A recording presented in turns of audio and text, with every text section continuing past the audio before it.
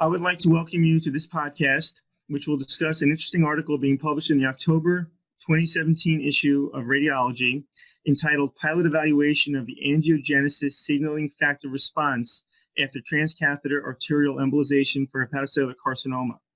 I am Dr. David Madoff, the Deputy Editor of Radiology for Interventional Radiology, and I am joined today by Dr. James Ronald, Instructor in Radiology, and Dr. Charles Kim, Associate Professor of Radiology and Division Chief of Interventional Radiology in the Department of Radiology at Duke University Medical Center in Durham, North Carolina. Welcome. Thank you. Thanks, Dr. Madoff, for having us. Yeah, I'm very interested in this article, and I'm sure our audience will find it tremendously insightful. And I have a number of questions that I'd like to go over. And based on the fact that we have two of you, I'm going to address each question to you specifically. And if you decide that you want to add to your colleagues' comments, please feel free to do so. So the first question is, can you review with our audience the clinical issues surrounding the transarterial management of liver tumors, and in particular, hepatocellular carcinoma? Why does this therapy fail to result in imaging response or improve survival in many instances? This is for Dr. Kim. Sure. Well, so our Ebola therapies, which include transarterial embolization or bland embolization, chemoembolization, and radioembolization, these are typically performed for patients who are not resection or ablation candidates, and that's because their response rate is significantly lower.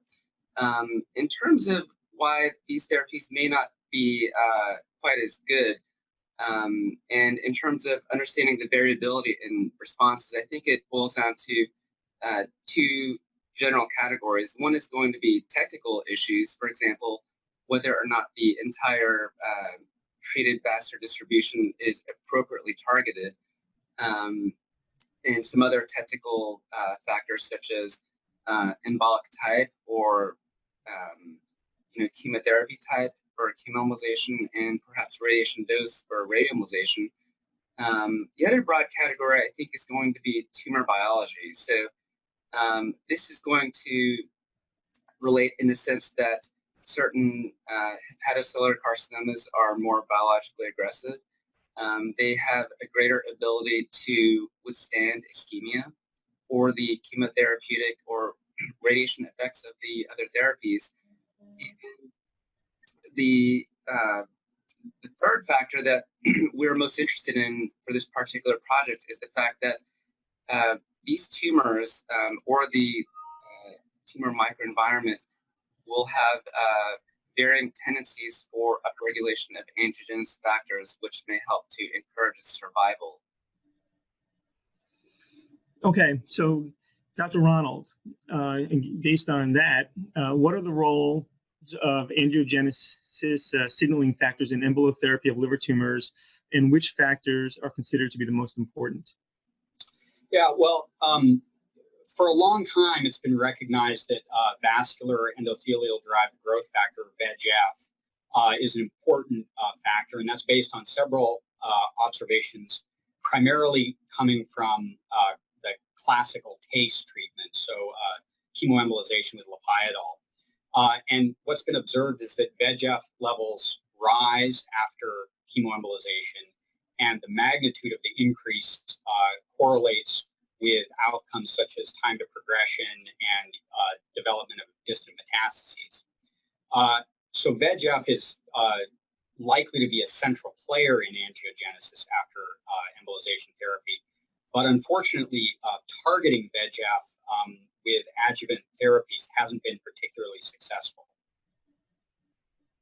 So which factors do you think are there any other factors that you would consider to be important? Well, increasingly, there's been realization that there are so-called VEGF escape mechanisms that allow angiogenesis to progress despite blocking VEGF directly. So some of those include things like FGF, HGF, and some other factors that we studied. And interestingly, osteopontin is thought to be a fairly important mechanism in terms of VEGF escape mechanisms. I see. So Dr. Kim, what was the hypothesis to be tested in your study, and what previous work led to the hypothesis? So the hypothesis of our study was that upregulation of angiogenesis factors is one of the key mechanisms for successful survival of hepatocellular carcinoma despite embolotherapy. Now, in terms of the underlying premise of the study, so it turns out that this concept is actually a pretty old one, and over the past several decades, there have been numerous studies that have evaluated the angiogenesis response after embolitherapies, particularly after chemoembolization. And as Dr. Ronald mentioned, VEGF has been one of the most focused upon factors. Now, if you look at the subsequent trials looking at adjuvant pharmacologic antagonism of these VEGF-related factors, and specifically I'm referring to sorafenib and Avastin, those kind of major clinical trials have shown that there's actually no benefit when you look at radiologic response or overall survival when you add sorafenib or Avastin to our embolitherapies. And so what this strikes us is that, well, is this line of investigation totally off, or are we examining the wrong pathways? And on that basis, I think that theoretically we are likely targeting the wrong pathway, and therefore it would be prudent to take a step back instead of focusing on VEGF, which we've all been looking at closely. Take a step back and start from the beginning, basically reevaluate what factors are actually altered after embolization, and look at the time points, which is of great interest since all of the prior studies basically look at very short time points, usually at around a couple of days or maybe up to a week or two, because it stands to reason that factors that have prolonged upregulation may be more likely to influence survival over the long term, and that's what we're most interested in. And secondly, all of the studies have been performed with chemoembolization or radioembolization, and although those are the very commonly utilized methods for treating HCC, what we know that is that chemotherapy and radiation both affect the angiogenic response based on numerous other studies, and therefore it makes it difficult to really ascertain what effect the actual ischemia is having in this pro-angiogenic response. And for that reason, we decided to look at bland embolization as our therapeutic modality, and we're using a current, a very modern panel of angiogenesis factors, which I also believe is important since there have been quite a few advances in our understanding of pro-angiogenic pathways over the past decade or two. I see. So basically, you've already answered my next question. So, Dr. Ronald, so how were the patients selected for participation in your study? So what we really wanted to do was focus on patients who had HCC tumor biology that was naive to any form of treatment. We didn't want to have the biological changes that their tumor might display after treatment to be confounded by prior treatments. So we focused on patients who had HCC, who had never experienced prior embolization therapy, and who had never been on any chemotherapy for any other form of malignancy within the last 5 years. We were really trying to look at a set of patients who had a treatment-naive tumor biology. Okay, so another question for you. So you had already stated that there were a number of circulating angiogenesis factors that were interrogated, and in your paper you had 19. How were these specific factors chosen, especially given that the study was comprised really of only 25 patients? Right, so it was a combination of factors. Number one, we wanted to survey a broad set of pathways in angiogenesis. You know, the mechanisms of angiogenesis are really quite diverse. You have, sprouting of new blood vessels, intussusception of vessels, and there's actually can even be conversion of stem cells in parenchymal tissue into a vascular phenotype. So there's a lot of different pathways that are involved, and so we try to utilize signaling factors that span a number of diverse pathways. The other issue is assay performance. This set of markers has been validated in some large chemotherapy trials in a variety of GI malignancies by our colleague Dr. Nixon's lab. And so it's also a matter of assay performance and assay reliability. So it was a combination of biological breadth and also, good technical performance. Okay, great. So based on that, what was done to test your hypothesis and what was then found? This is basically what exactly did you do to figure this all out? And again, this is for Dr. Ronald. Right. So taking patients who had treatment-naive HCC, what we did was assay this panel of angiogenesis factors immediately prior to embolization therapy in order to understand their baseline levels of all these factors. What we then did was measure the same panel serially at 1 day following treatment, 2 weeks following treatment, and then at 5 weeks following treatment in order to detect changes compared to baseline levels. And so what we were interested in seeing is what, if any, factors change after treatment.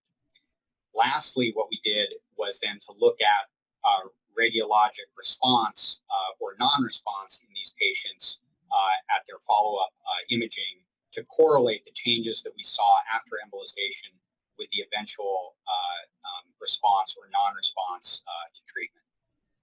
Okay, great. So the next question is for Dr. Kim. Given the considerable differences among patients with regards to tumor burden, treatment selectivity, as some patients had lobar treatments and others had segmental, and also there were differences in embolic particle size, how were these issues dealt with? Would there be any expected differences in the results based on the patient's differences? So I think it's a really important question, actually, as that speaks to potential future patient selection factors that could be used with these therapies. So the overall answer is that we don't really know. It's really difficult to assess the impact of those features on the responses that we analyzed by virtue of the fact that this is like we talked about, a relatively constrained sample size with the primary objective of understanding what the degree of changes are and what they look like over time. So analyzing some of these features that you just mentioned would be infeasible with our sample size, but there's certainly ones that we can examine with more rigorous studies. Okay, well, thanks. So for Dr. Ronald, why was the study performed with 3 months follow-up and not a longer duration? Would there be any differences in the study follow-up if the study follow-up was carried out for a longer duration, such as, for example, 6 months? I think that's a good question. The reason we focused on 3-month follow-up was many patients went on to subsequent treatment, either repeat embolization or liver transplant were the two primary secondary forms of treatment that patients underwent. And I think it would have been very interesting to look at longer-term outcomes. Unfortunately, because many patients underwent repeat treatment, that would have confounded the results in comparing their initial angiogenesis response with longer outcomes after subsequent treatment. But I think that that's something that we would certainly be interested in doing. We'd have to design the study, I think, with that in mind. Okay, great. So the next question is for Dr. Kim. Were there any surprises in the results? And if so, can you explain? Well, I think that the main surprise that we encountered was that VEGF, which has been the subject of great interest over the past couple of decades, was not significantly elevated at all time points. It was not the highest in elevation, and it was not the longest in duration of elevation. This does keep in line to some degree the fact that these VEGF-related pathway adjuvants have not been shown to be effective. So in some ways, it may not be surprising when we look at the downstream outcomes, but the finding in and of itself is interesting. I think that the reason why we did not find it elevated at all time points was related to our small sample size. I don't doubt the results of prior studies. I just think that our study was inadequately powered to detect what I think may be small or variable degrees of upregulation of VEGF after transarterial therapies. The second comment, though, is that, as mentioned, chemoembolization has been the modality almost universally studied, and the chemotherapeutic agents could certainly have an effect on VEGF that we would not necessarily see with simply bland embolization. Okay, great. So Dr. Ronald, how did upregulation or downregulation of these specific factors result in the specific tumor response to treatment? Right. Well, so we hypothesized that upregulation of pro-angiogenesis factors would correlate with treatment response, with treatment failure. That higher levels of angiogenesis arising from the tumor would allow the tumor to grow new blood vessels and evade treatment. And so we specifically tested that hypothesis. And what we found was that two factors, IL-6, which showed the largest increases following embolization therapy, and osteopontin, which showed sustained increases following embolization. That upregulation of those two factors correlated with poorer imaging response to treatment. And so it confirmed the hypothesis that we suspected, which is that pro-angiogenesis factors would likely promote new blood vessel formation and failure of embolization therapy. Okay, thanks. This is another question for Dr. Ronald.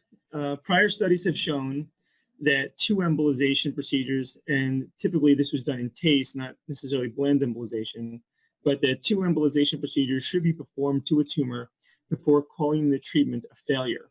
Would your findings have been different if you performed additional treatments rather than a single treatment? Well, I think that's a great question, and I think it really gets at to one of the goals of this study, which was to understand changes in tumor biology after treatment. I think a key question in the field is when a patient has a failure of initial treatment, is that because, for example, vessels were missed and going back in and treating the tumor, you would expect to have a good treatment the second time, or has tumor biology changed and now the remaining tumor is resistant to that form of treatment? So I think that that's an exciting line of research to try to understand whether repeat treatment would have the same changes in angiogenesis factors as seen at initial treatment, and would those changes in angiogenesis factors predict response to a second treatment, or is tumor biology different after an initial failed treatment? Okay. The next question is for Dr. Kim, and you've, I guess, briefly alluded to some of this information, but given your findings, what are the clinical implications, and how will this information be used to guide therapy? So in terms of direct clinical implications, I think that the results of the study are too preliminary to affect practice as it stands. Now, down the road, though, I think that it could have a tremendous clinical implication in the sense that we do hope that it would guide basically what we investigate as potential antagonists for this pro-angiogenic response, which we believe to occur after transarterial embotherapies. The timing is also of potential great interest in the sense that understanding the time course of upregulation is important for understanding what is the optimal window for actually administering this pharmacologic antagonism. So understanding how long these factors are upregulated will be important for eventually down the line determining how long a patient should undergo treatment after each therapy. Okay, thanks. So Dr. Ronald, this is a relatively long question, but please bear with me. Given your statistical analysis, which fails to adjust for multiple comparisons, how can you use the data to help design more definitive studies? What does the literature say regarding which of the factors studied might be the most important to look at in a well-powered study? Which do you think is more important, a longer duration increase of a more modestly elevated factor, such as VCAM1 or osteopontin, or is it a higher peak of short duration, such as was found in your study in IL-6? So good questions. As far as the first question about the statistical methodology, so I would like to clarify that with regard to changes in angiogenesis factor levels, multiple testing was performed using what's called the false discovery rate methodology. And that corrects for the expected number of false positives that you would see when performing multiple tests. Now, you're absolutely right that with respect to treatment outcome, given our small sample size, a multiple testing correction would have guaranteed that all results were below a threshold for claiming statistical significance. So I think in a pilot study like this, it's important to balance statistical rigor with overwhelming any signal by performing an overly conservative multiple testing correction. So we tried to balance that in the paper, and I think that one of the main things is that we see signal for correlation with outcome in the two factors that showed either the highest level of upregulation or the most sustained upregulation. And so that leads us to think that we're not, that we are seeing some true signal in the data there. But I think going forward, the answer is that we need to perform a study in a larger sample size looking at a smaller number of factors. This was a hypothesis generating study, and it's generated hypotheses that suggest that IL-6 and osteopontin may be important factors to look at. And so I think clearly the next step is to evaluate those in larger sample sizes. Now, as far as which factors, those like IL-6 that show a short but duration but very large spike in activity versus factors showing a more sustained but more modest upregulation, you know, that's a great question. I wish I knew the answer, then we'd know what to go after. And I think it may be variable in different patients. I think that there's no reason to believe that angiogenesis pathways are going to behave exactly the same in every patient. I think tumor biology is heterogeneous, and we may find that some tumors have a burst of angiogenesis signaling shortly after treatment, whereas others may show a more sustained and more modest, but perhaps more difficult to address change in angiogenesis signaling. So I think that both pathways are probably relevant, and it may just depend on the patient and their tumor biology. Okay, great. Dr. Ronald, what were the limitations of your study? Well, so we touched on, I think, the main limitations. The sample size was small. You know, as we said, this was a pilot study, but in order to look at a large number of angiogenesis signaling factors, it was cost prohibitive to do this in a very large sample size at this point. But once we've generated some hypotheses, then going after those in a more targeted manner, I think will be beneficial. So sample size. And then we also talked about the fact that many of these patients underwent subsequent treatments, which limits our ability to look at the purities in tumor biology after subsequent treatments. So I think that those were two of the key limitations in this study. Okay, the last question is for Dr. Kim. Based on your study, what are the next steps being done by your group to advance our understanding of signaling factors in embolotherapy of liver tumors and how it relates to imaging response and survival?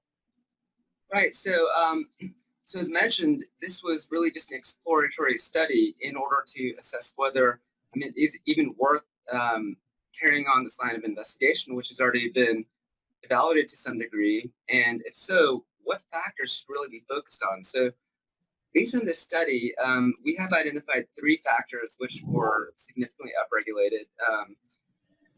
2 of which correlated with outcomes, and 2 of which were sustained over time. So I think that all 3 of these factors are actually important for subsequent investigation, and specifically I'm referring to osteopontin, BKM1, and IL-6. So we're already in the process of actually analyzing in greater detail, which also relates to some of your prior questions, some of the more pointed questions about the features of this upregulation and in who it occurs, and in what types of tumors does this occur with regards to size and number, and correlated with some of the imaging characteristics. We're also in the process of planning experiments in animals in order to further and more rigorously understand some of these factors as relates to strategies with pharmacologic antagonism. Okay, well, great. Well, Dr. Ronald, Dr. Kim, I would like to thank you very much for joining me today on this podcast to discuss your group's early clinical work on the usefulness of angiogenesis signaling factor response after transcatheter arterial embolization for HCC. I personally thought the discussion was very insightful and should definitely give our viewers a good platform to understand how angiogenesis signaling factors can be used to assess tumor response and potentially guide future therapy when treating liver tumors, and in this case, HCC. We're looking forward to seeing your group's future work. Thank you again. Thank you. Thanks so much.